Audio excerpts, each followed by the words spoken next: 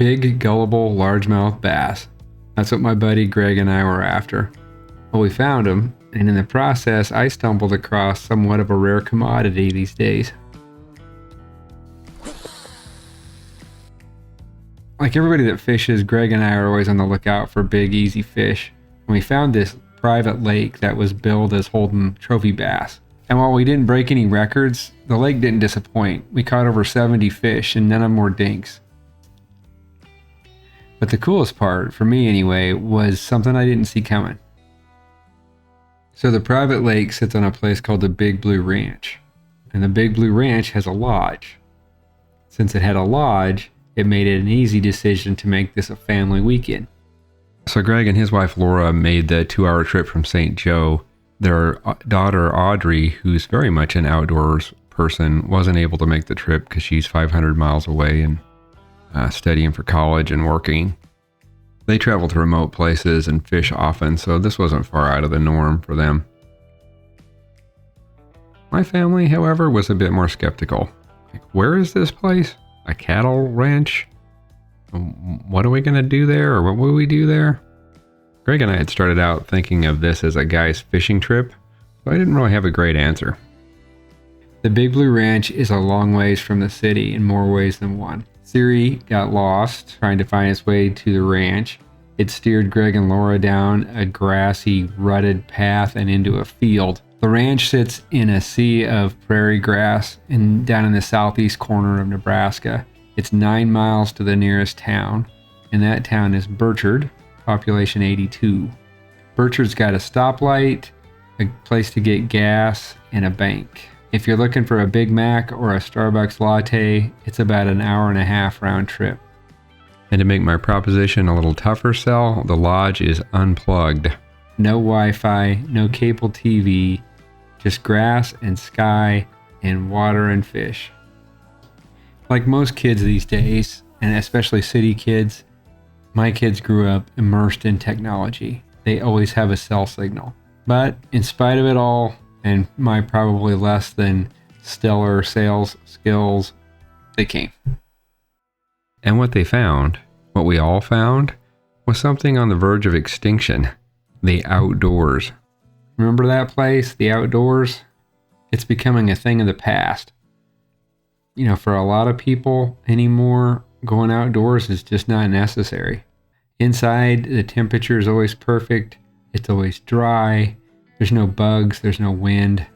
We're insulated from anything, any kind of discomfort. And in the city, even if you do get outdoors, nature's muted. It's covered up. It's covered up by concrete. It's covered by traffic noise and artificial light. But at the Big Blue Ranch, outdoors was just off the back porch. The sky was big. The stars seemed infinite. In the evenings, thousands of fireflies peppered the grass between the lodge and the lake. We found the space and the time to properly see a sunrise and a sunset, and it was quiet. Actually, and thoroughly quiet. So our dude's weekend was shaping up to be a nice family getaway. Erin liked the sunsets and the birds. She was entertained by a pair of swallows that were bringing food back to their nest. And typical for her, she found beauty in the weeds. My son Callan crossed off a bucket list item of his by getting out in a kayak by himself. He kind of got his sea legs and learned how to fish in the canoe with Greg on Friday. And then he was up at the break of dawn with Greg and I to go fishing on Saturday morning. And, you know, that did my heart some good because break of dawn is not in many 15-year-olds' wheelhouse. So that was good to see. Christine and Laura got some sun and some air as well. They got outside quite a bit. They got out by the dock. There was a dock down by the lake, and so they got to be out there quite a bit. And Christine got to go take a few laps in the canoe with Erin. And Laura is a bird watcher, and so she got to see plenty of birds. There were tons of birds out there, and she even saw a bald eagle. Those two took care of essential things for us like food.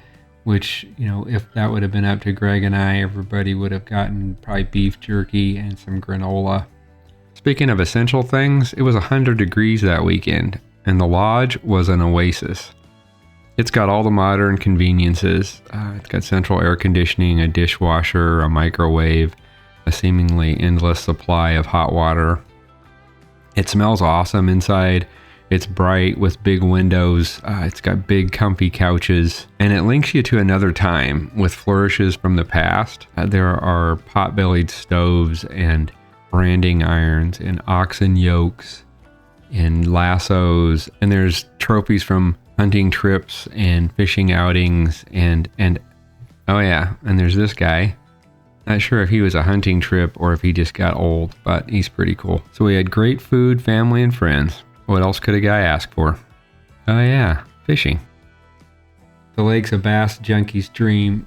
It's spring fed. It's got plenty of cover. The fish aren't pressured. There's no garbage fish like gar or carp. It's just a really nice fishery. Callan caught 11 fish, mostly on Saturday morning. He hit the fish species trifecta. He caught bass, bluegill, and crappie. And he caught most of them on the trusty $1.99 beetle spin. I'm going to have to think twice next time I'm trying to decide if I want to buy that $15 jerkbait in IU color or sexy shad. Greg caught enough crappie to feed a small town. I actually lost track of how many crappie that he caught. And he also caught bass. In fact, he caught the biggest fish of the weekend. He caught this 19-inch bass fishing off the dock. It was just a beautiful fish, kind of epitomized the weekend. He caught fish nonstop, which is typical for him. You know, Greg can catch fish when the bite's tough, and so this was pretty much a turkey shoot for him. I think you might have caught all the fish here. I don't know how many you caught. You were catching them right and left there. It's your spot. As long as you don't ram into me, we're good. Which you're I'm not completely convinced it's not gonna happen. I wouldn't know what to do with myself if I caught that many fish in a row.